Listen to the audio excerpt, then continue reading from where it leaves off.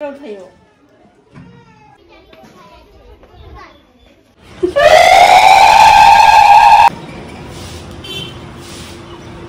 मिठाई बना देते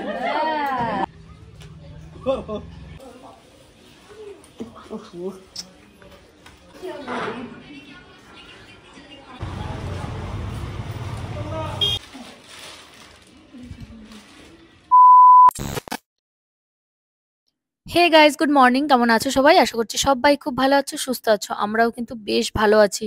তো সকালবেলায় সবাই সেজে গুজে বেরিয়ে পড়েছি বোনের সাধের অনুষ্ঠানে। সবচেয়ে বড় কথা হচ্ছে আমি কোয়ার্টারে যাওয়া ক্যান্সেল করে দিয়ে বোনের সাধের অনুষ্ঠানে যাচ্ছি, কারণ বোনের বিয়ের সময়ও আমি ছিলাম না। আর আজকের দিনে আমি চলে যাচ্ছি, আর আজকের দিনেই ছিল বোনের সাধ। তো কিভাবে বোনের সাধ ফেলে চলে যাব? তো তাই ভেবে কোয়ার্টারে যাওয়া ক্যান্সেল করে দিয়ে আমরা যাচ্ছি সবাই মিলে সকাল সকাল বোনের সাধের অনুষ্ঠানে। আমার বাবারা হচ্ছেন ৩ ভাই, ২ জেঠু আর বাবা। তো মেজো জেঠুর হচ্ছে ছোট মেয়ে। তো সব্বার থেকে ছোট, মানে আমাদের যে জেনারেশন আছে তার মধ্যে সব থেকে ছোট হচ্ছে আমার সেই জেঠুর মেয়ে, যার আজকে সাধের অনুষ্ঠান হচ্ছে। তো ছোট্ট বোন, বংশের ছোট, সব্বার ছোট। তো সামনে যেহেতু পড়েছে, কি করে চলে যাই? যেহেতু আমি ওর বিয়েতে যেতে পারিনি, কারণ ওর বিয়ের সময় আমি রাজস্থানে ছিলাম, আর সেই সময় হচ্ছে আমার মেয়ের ফাইনাল পরীক্ষা ছিল, যার জন্য আমি কিন্তু ওর বিয়েতে আসতে পারিনি। তখন ভীষণ মন খারাপ হয়েছিল যে আমাদের বাড়ির সবার ছোট, তার বিয়েতে যেতে পারিনি, খুব কষ্ট হচ্ছিল। কিন্তু এখনো যদি আজকের দিনে ছেড়ে চলে যাই, সত্যি আজকেও ভীষণ কষ্ট হবে। তাই ভেবে কিন্তু আজকে আমরা কোয়ার্টারে যাচ্ছিলাম, সেই ডেটটা ক্যান্সেল করে দিয়ে আজ আমি সাধের অনুষ্ঠানে যাচ্ছি। আর সত্যি বলতে তোমাদের দাদাভাইয়ের হাতে মাত্র ২-৩টে দিন আছে, আর ২ দিন আমাদের যেতেই লাগবে। তো তোমাদের দাদাভাই বলল, তুমি যদি সমস্ত কিছু সামলাতে পারো সেইখানে গিয়ে, তাহলে চলো, আমি গিয়েই কিন্তু জয়েন করতে হবে, আমার কোনো উপায় নেই। তো যাই হোক, জেঠিমা কিন্তু অনেকবার বলেছিল যে ছুটি বাড়িয়ে নিতে। তোমরা অনেকেই জানো যে এইরকম সম্ভব হয় না আমাদের হঠাৎ করেই ছুটি বাড়িয়ে নেওয়া, হঠাৎ করেই ২-৪ দিনের ছুটি চেয়ে নেওয়া, এরকম কিন্তু পসিবল হয় না। আর এই কথাগুলো কিন্তু সবাইকে বোঝানো যায় না, কারণ যারা এই প্রফেশনে থাকে না তারা বুঝতে পারে না যে তাদের সার্ভিসটা একটু অন্যরকম। তো যাই হোক, আমরা দেখো বেরিয়ে পড়েছি সাধের অনুষ্ঠানের জন্য। আর এই দোকান থেকে সবাই মিলে মিষ্টি নিচ্ছিলাম, মানে আমরা যারা যারা মিষ্টি নেব। তো আমি ৭ রকমের মিষ্টি নিয়েছিলাম আলাদা করে, ৭টা ওর জন্য, ৭ মাসের স্বাদ বলে ৭ রকমের মিষ্টি, আর হচ্ছে রসগোল্লা নিয়েছি। আর এই দিদি নিয়েছে, আরো সবাই যারা যারা আছে সবাই কিন্তু মিষ্টি নিয়েছে। আর এই দেখো এবারে বেরিয়ে পড়েছি। আগেও ওই গাড়িটা আমাদের, মানে ওটা দাদার গাড়ি। আর পেছনে হচ্ছে আমাদের গাড়ি আর কি, তোমাদের দাদা ভাইয়ের গাড়ি। দাদা হচ্ছে আগে আগে যাচ্ছে, কারণ আমরা রাস্তা চিনি না, রাস্তা চেনাতে চেনাতে যাচ্ছে। আর ওই গাড়িতে আছে আমাদের গ্রামের কিছু লোকজন আছে, আর আমাদের পুরনো বাড়ির সবাই আছে ওই গাড়িতে। আর এই গাড়িতে আমরা কয়েকজন আছি। আর জাস্ট ভিউটা তোমাদের দেখানোর জন্য এই জায়গাটা আমি শেয়ার করলাম। ভীষণ সুন্দর একটা ভিউ, দুপাশে চা পাতা বাগান আর মাঝখানে সরু একটা রাস্তা। আরো ভিউটা ভালো হতো যদি হচ্ছে কচি পাতা থাকতো, সবে কেটে নিয়েছে তার জন্য একটু কালো কালো মনে হচ্ছে। যখন কচি পাতা বের হয় এই জায়গাটা জাস্ট অসাধারণ লাগবে। তো যাই হোক, আমরা কিন্তু অনেকটা পথ অতিক্রম করে চলে এসেছি প্রায় বাড়ির কাছে। এই দেখো চলে এসেছি বাড়ির কাছে। আর আমরা একটুখানি আগেই গাড়িটা দাঁড় করিয়েছি, কারণ এখানে একটু স্পেস ছিল। তোমাদের দাদাভাই বললো এইখানটাতেই আমি গাড়িটা রেখে দেই। আর দেখো বাবু কত দুষ্টুমি করছে। আর ওই গাড়িটা কিন্তু একদম ঘরের সামনে গিয়ে নেমেছে, আর সেখানে উলুজোকার হচ্ছিল। তো আমাদের একটুখানি যাওয়ার লেট হয়ে গেছে। তো যাই হোক, সবাই কিন্তু আগে আগে চলে এসেছে, আমরা একটু পেছন পেছনেই আসলাম গাড়িটা ওখানে লাগিয়ে দিয়ে। আর এদের তোমরা যাদের সবাইকে দেখতে পাচ্ছ সবাই কিন্তু হচ্ছে আমাদের বাড়ির লোকজন। আর এই যে বোন, তারপরে হচ্ছে বৌদি, তারপর হচ্ছে মা, কাকিমা, তারপরে এখানে বৌদি, সবাই আছে আর কি। আর এই যে এখানে এখন জল টল সবাইকে দেওয়া হচ্ছে। আর যার এখনো সাজ সে কিন্তু এখানে নেই, ও হচ্ছে রেডি হচ্ছে। আর অনেকটা সময় হয়ে গেছে, প্রায় 11:30 12টার মতো বেজে গেছে আমরা আস্তে আস্তে, কারণ 10টার দিকে আমরা ঘর থেকে বেরিয়েছি। তারপর মিষ্টি টিষ্টি নেওয়া হয়েছে, আর রাস্তাও অনেকটা রাস্তা। তো এতটা রাস্তা আস্তে আস্তে, আর রাস্তাটা এতটাই খারাপ ছিল যে কি আর বলবো। তো পুরো রাস্তা এরকম করে আসতে অনেকটা সময় লেগে গেছে। এদিকে ওদিকে সবাই কিন্তু আমরা বসেছি। আর এদিকে দেখো একটুখানি টিফিনের ব্যবস্থা করা হয়েছে, সবাই এবার একটু টিফিন করে নেবে। আর তারপর হবে স্বাদের অনুষ্ঠান শুরু হবে। তো যার স্বাদ তাকে কিন্তু তোমাদের এখনো দেখাইনি, তো চলো তাকে আমি দেখিয়ে দিই একটুখানি কোথায় আছে সে। তো এই যে দেখো রেডি হচ্ছে ঘরে এখন, আর সবাই ওকে একটুখানি হেল্প করে দিচ্ছে। সকাল থেকে বেচারি না খেয়ে আছে, জানো তো স্বাদের সময় না খেয়ে থাকতে হয়। এখন প্রায় 12টা 12:30 বেজে গেছে, এখনো না খেয়ে আছে। আর এখনো কিন্তু সমস্ত কিছু কমপ্লিট হয়নি ওর সাধ দেওয়ার জন্য। আর ও রেডি হয়ে বেরোচ্ছে বাইরে, কারণ আমাদের সাথে এখনো কারো কিন্তু দেখা হয়নি। তো আমরা কিছু কিছু মানুষ ঘরের মধ্যে চলে এসেছিলাম ওকে দেখতে। আর বাইরে যারা আছে তাদের সাথে এখনো দেখা হয়নি, তো তাদের সাথে দেখা করতে ও চলে যাচ্ছে এই যে। তো এবার কিন্তু ওর স্বাদের জন্য সমস্ত কিছু রেডি করা হবে, আর কিভাবে দেবে আমি জানি না। আর এই যে দেখো পাশে পাশে কিভাবে মোবাইল দেখছে, তোমরা দেখলে অবাক হয়ে যাবে যে ও কিভাবে মোবাইল দেখে। মানে একা চুপ করে আছে, এত লোকজন দৌড়াচ্ছে খেলা করছে, কিন্তু ও এখনো ওইখানে চুপ করে দাঁড়িয়ে আছে। আমি আর একটু ভালো করে দেখাবো তোমাদের পরের পার্টে যে কিভাবে এই জেনারেশন কোথায় যাচ্ছে। এত লোকজন এত খেলাধুলা, তার মাঝখানে ও একা এক জায়গায় চুপটি করে মোবাইল দেখছে। তো যাই হোক, এই যে দেখো আমরা সবাই এক জায়গায় বসে আছি, যেই আমি মোবাইল ধরেছি সবাই হ্যালো হাই শুরু করে দিল। দেখতেই পাচ্ছ এই যে সবাই হ্যালো হাই, বোন বোন দিদি, তারপরে যার স্বাদ হচ্ছে সে, দাদা, এই যে ভাইজি, তারপরে ভাইজির শাশুড়ি মা সবাই কিন্তু এখানেই আছে। আর ওই যে কাকি বৌদি সবাই আছে, আর ছোটদা ছোট বৌদি সবে কিন্তু ওরা এখানে আসলো, কারণ ওরা আবার এসেছে হচ্ছে বাইকে। তো ওদের আসতে একটুখানি লেট হয়েছে, তার জন্য ওরা সবে এসে পৌঁছেছে। আর এসেই আমার মেয়েকে দেখেছো কিরম ভাবে জড়িয়ে ধরেছে। আর আবার এই যে ছোট্ট সোনাকে জড়িয়ে ধরেছে, সোনা পাপা দুষ্টু সোনা ভীষণ দুষ্টুমি করেছে সেখানে গিয়ে। এই দেখতে পাচ্ছ তো, মানে কি বলবো, বাচ্চা কাচ্চা নিয়ে কোথাও যাওয়া ভীষণ কষ্টকর। তো যাই হোক, বোনের সাধের অনুষ্ঠান কিন্তু শুরু হয়ে গেল, এই যে অনেক আগেই শুরু হয়ে গেছে। আমরা একটু ওইদিকে খেয়ে দিয়ে ঘোরাফেরা করতে গেছিলাম। তো যাই হোক, তার মধ্যে এদিকে শুরু হয়ে গেছে। এসে যেটুকু পেলাম সেটুকু তোমাদের সাথে শেয়ার করার চেষ্টা করলাম। তো আজ হচ্ছে আমার বোনের সাধের অনুষ্ঠান।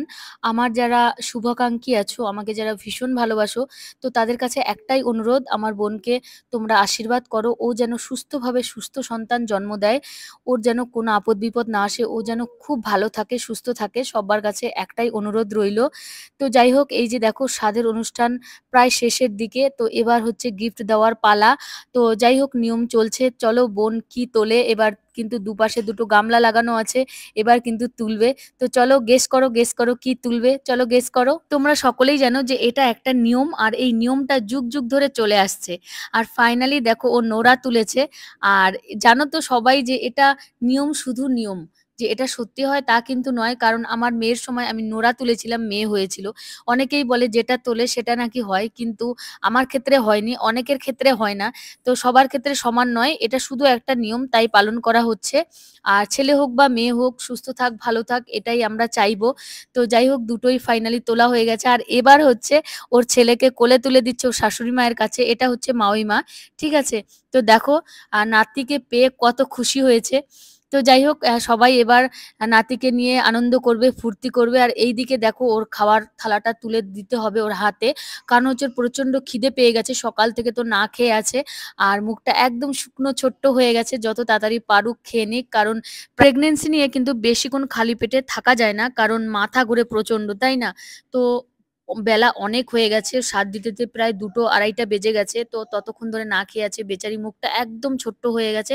তো আমরা বলছি তুই খেতে থাক, আমরা এদিকে তোকে গিফট দেবো, তুই খেতে থাক, আমরা এদিকে তোকে দিচ্ছি। তোর আমাদের জন্য ওয়েট করতে হবে না যে গিফট দেওয়া শেষ হবে তারপরে হচ্ছে আমি খাবো, এরকম নয়। তুই খেতে থাক, এক গাল দু গাল, আমরা এদিকে গিফট দিয়ে দিয়ে যাচ্ছি।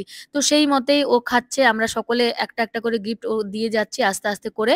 তো একে একে সবাই দিচ্ছে, আমি দিয়েছি, এই যে এক সুন্দরী বৌদি, আমাদের গ্রামের সুন্দরী বৌদি দিচ্ছে, এই যে দেখতেই পাচ্ছ তোমরা।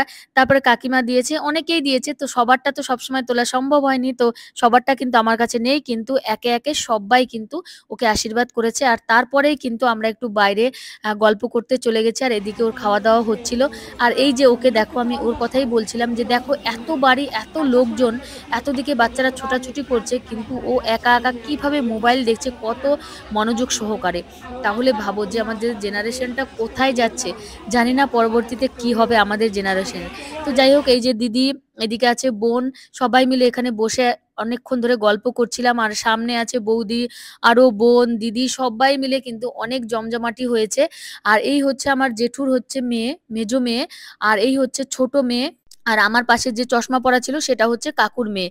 তো সবাই কিন্তু এক জায়গায় বসে অনেক আনন্দ ফুর্তি করছিলাম। কিন্তু মাঝখানেই আমার ছেলের পটি পেয়ে গেছে। আর এই অবস্থায় সেজে-গুজে কোদাল হাতে নিয়ে ঘুরে বেড়াচ্ছি। সত্যি কথা বলতে বাচ্চা নিয়ে কোথাও বেড়াতে গেলে যে কত ঝামেলা হয় শুধুমাত্র সেই মা-বাবাই বোঝে।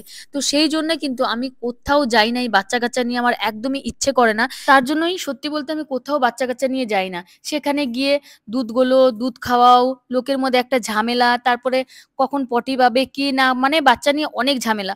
তো তার থেকে বাড়ি থাকাই ভালো। সবার রিকোয়েস্টেই কিন্তু আজকে গেছিলাম, আমাদের কোয়ার্টারে যাওয়াটা ক্যানসেল করে। আজকেই আমাদের ফাইনাল ডেট ছিল, তবু আমরা বেরোতে পারিনি শুধুমাত্র এর জন্য। তো যাই হোক, তার জন্যই কিন্তু আমরা আগে খেতে বসে গেছি। এখনো কিন্তু রান্না কমপ্লিট হয়নি। আমরা শুধু মাছের ঝোল, ডাল আর হচ্ছে চাটনি হয়েছিল আর পাঁপড় ভাজা, এই দিয়েই খেয়ে যাচ্ছি। আরো অনেক আইটেম ছিল যেইগুলো এখনো কমপ্লিট হয়নি। সেগুলো কমপ্লিট হতে প্রায় সন্ধে হয়ে যাবে। আর সন্ধ্যের সময় গেলে কিন্তু আমরা সমস্ত কিছু কমপ্লিট করতে পারবো না। সেখানে গিয়ে আমাদের প্যাকিং করতে হবে, গাড়ি লোডিং করতে হবে, গাড়ির সিট-টিট সরিয়ে বিছানার মতো করতে হবে বাবুর জন্য আর মামামের জন্য। তার জন্যই আমরা বলেছি আমাদের যা হয়েছে একটুখানি দাও, আমরা খেয়ে দিয়ে চলে যাই। পরে আবার এসে একসময় খাবো। অনেক বলছিল আরো থাকো, রান্না হোক ভালো করে। দেখো আমাদের সময় নেই। আর এত দুটো বাচ্চা নিয়ে এত দূরের রাস্তা যাবো, ২ দিন সময় লেগে যাবে। আর রাফ গাড়িও চালানো যাবে না, কারণ ছোট বাচ্চারা আছে, তাই না? তো তার জন্যই আমরা তাড়াতাড়ি করে খেয়ে দিয়ে বেরিয়ে পড়লাম। আর বৌদিকে বললাম থাকো, তোমরা হচ্ছে পরের গাড়িতে এসো, দাদার গাড়িতে, আর এখন আসতে হবে না। তো যাই হোক, সেখানে একটু চাপাচাপি ছিল, না হলে কোনো অসুবিধা হতো না। কারণ লোক একটু বেশি ছিল। আর তার জন্যই একটু প্রবলেম হয়েছিল। তাছাড়া এমনিতে কোনো প্রবলেম নেই। তো যাই হোক, আমরা খেয়ে দিয়ে কিন্তু বেরিয়ে পড়েছি। এই দেখো, এখান থেকে গিয়ে আমি একটু গোল্ডের দোকানে যাবো। সেখানে কিছু কেনাকাটা আছে। তারপর হচ্ছে বাড়িতে যাবো। তো তার জন্যই একটুখানি আগে আরো বেরোনো। তো যাই হোক, এই যে দেখো বেরিয়ে পড়েছি আমরা। সব্বাই কিন্তু চলে এসেছে এখানে। এই যে এটা হচ্ছে আমার বোনের বর। এতক্ষণ তো দেখানো হয়নি, এখন দেখালাম। মানে যেই বোনটার সাধের অনুষ্ঠান হচ্ছে সেই বোনের। আর ইনি হচ্ছে আরো একজন দিদি, যে আমার ভিডিও দেখে, বলছে আমি তোমার ভিডিও দেখি। এই যে দেখো দিদি। তো দিদিকে বললাম অনেক ভালোবাসা আমার ভিডিও দেখার জন্য। আর এই যে দেখো, এবারে আমাদের গাড়িতে উঠে যাওয়ার পালা। সবাই টাটা বাই বাই করছে। আমিও সব্বাইকে টাটা বাই বাই দিয়ে দিলাম। তো যাই হোক, সকলে একসাথে গেলে ভীষণ ভালো লাগতো। আমরা আগে চলে যাচ্ছি, ভালো লাগছে না, কিন্তু করার কিছু নেই।